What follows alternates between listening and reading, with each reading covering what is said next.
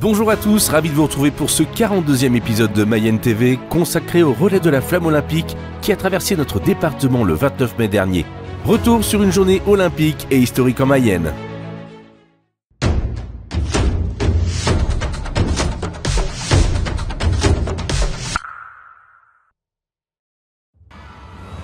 Elle était attendue par de nombreux Mayennais et c'est à Château-Gontier qu'elle débute son parcours sur la Mayenne à 9h15.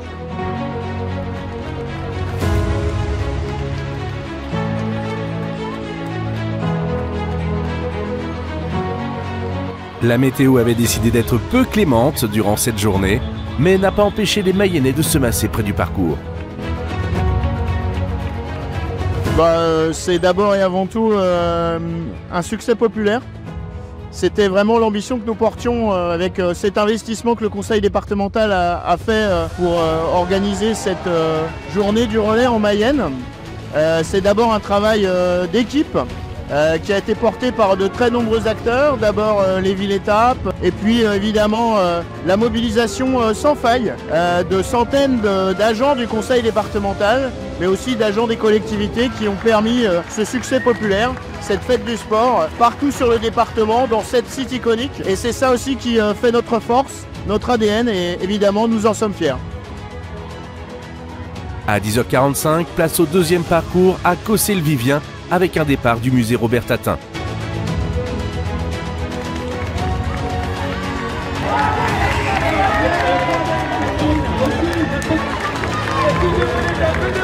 À 12h10, c'est dans un des plus beaux villages de France, Sainte-Suzanne-et-Cham, qu'elle va poursuivre son parcours pour se terminer dans la cour du château de Sainte-Suzanne avec Clément Cadieux, champion d'haltérophilie du CA Évron.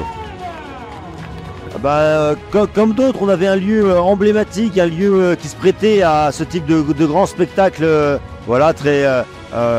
très participatif. Les restaurants étaient pleins, les rues étaient pleines, les gens avaient le sourire.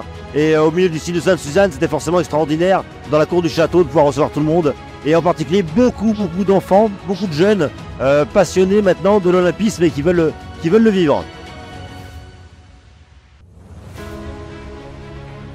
Elle enchaînera son parcours ensuite à Chaillan à 13h20.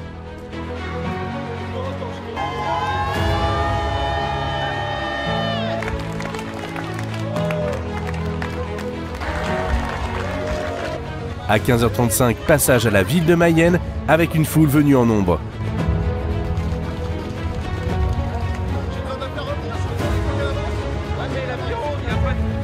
Avant-dernière étape après Empaille-Saint-Sanson, avec un magnifique embrasement du belvédère du point culminant de la Mayenne, le mont des Avaloirs.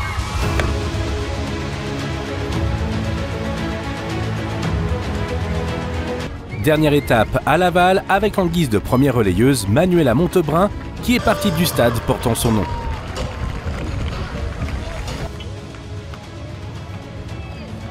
En attendant l'embrasement final dans le chaudron à l'espace Mayenne, plusieurs activités étaient proposées aux Mayennais avec le village de la flamme et un village sportif.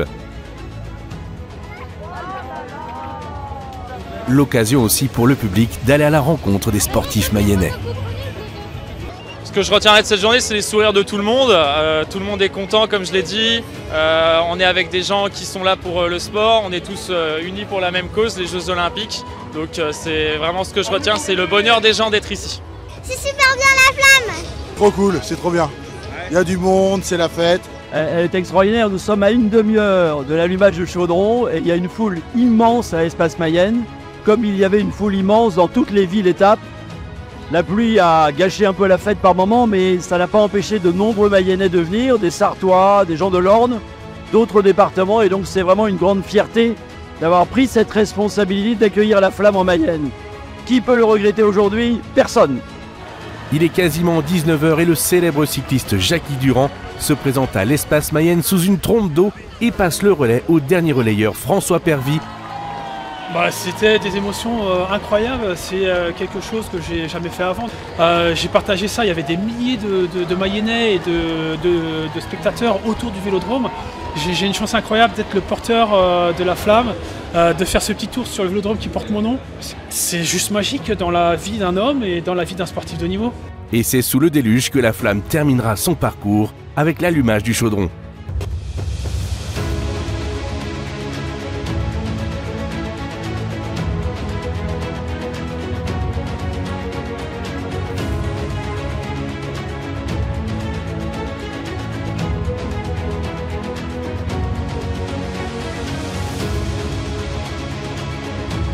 Les Mayennais ont pu ensuite profiter d'un concert exceptionnel à l'espace Mayenne avec les Allumés du Bidon, Archimède et DJ Ibano.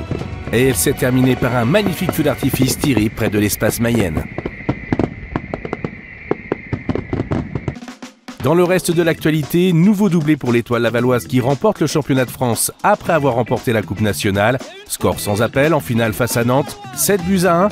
Ils peuvent déjà penser à la Ligue des Champions la saison prochaine. Avant la flamme olympique, il y avait la 49e édition des Boucles de la Mayenne qui a tenu toutes ses promesses avec la première victoire d'un Italien Alberto Bettiol de l'équipe EasyPost, suivi du Français Benoît Cosnefroy d'AG2R La Mondiale et Axel Zingle de l'équipe Cofidis.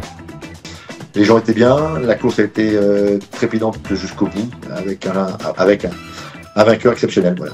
On est, nous, l'année entière, on est à peu près une quarantaine d'administrateurs à œuvrer. Et on est 700-800 bénévoles quand même pendant 4 jours. C'est ça qui fait le succès des boucles, c'est ça qui fait l'engouement, c'est ça qui fait que on arrive à faire d'une épreuve quelque chose d'attractif pour le département, j'espère en tout cas. Mais voilà, c'est cet engouement populaire qui fait que les boucles, ça reste, et ça restera à mon avis toujours un succès.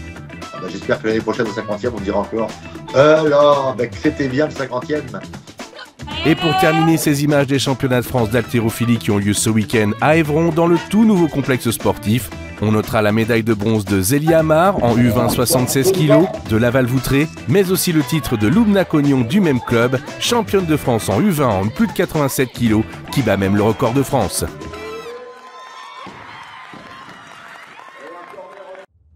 Et pour fêter le J-53 jours avant le début des Jeux, le département vous invite à partager votre meilleure photo souvenir du passage du relais de la flamme olympique en Mayenne. Vous avez jusqu'à ce vendredi 7 juin pour participer à ce concours sur les comptes Facebook et Instagram du département, en partageant votre photo et en taguant @la.mayenne sur Instagram et le département de la Mayenne sur Facebook.